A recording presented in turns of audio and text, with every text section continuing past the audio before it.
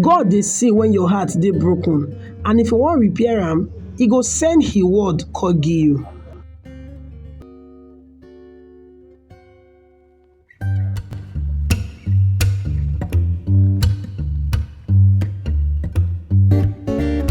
Hi guys, welcome to Favors Blog, your one-stop channel for amazing entertainment like no other. Trust me, you're going to enjoy your time here. To be part of this amazing family, please follow us on all our social media accounts displayed on your screen right now.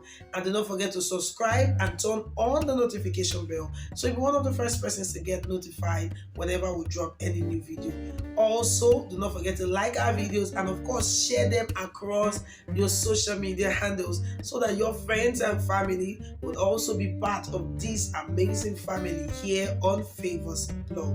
Now let's dive right into what we have.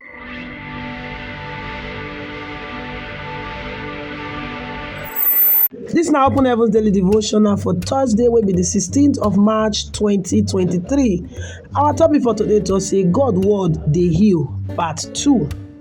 Our Bible reading they come from the book of Psalm 147 verse 3 and Psalm 119 verse 15. Our memory verse they come from John chapter 14 verse 18 where it say, I no go leave you empty like that. I go come back, come meet you. Now we enter the main matter. Jesus Christ, the Word of God Himself, read the reason for which He traveled all the way from heaven come earth.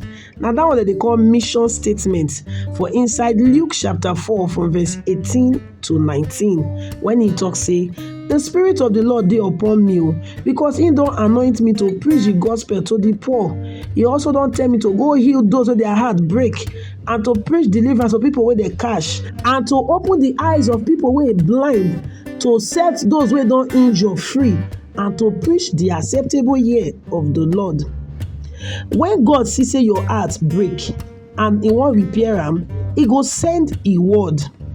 Many years ago, e get one boy when I love very, very much because he dey very committed to God for the area of evangelism. During his NYSC, the boy could die. His fellow youth corpers come together, they pray so that God go bring her back to life. Suddenly, he come wake up, he come sit down. Come tell them, say, God say make I come tell una say, una dey disturb am, stop to pray. After that one, the boy could die again. When I hear the news, my heart break. You know, say as pastor now, I go try to dey bold in front of everybody. But throughout that period, anytime when I go back to my house, I go cry because my heart really break. One day, God come send a word to me, say, my pikin, why you dey very sad?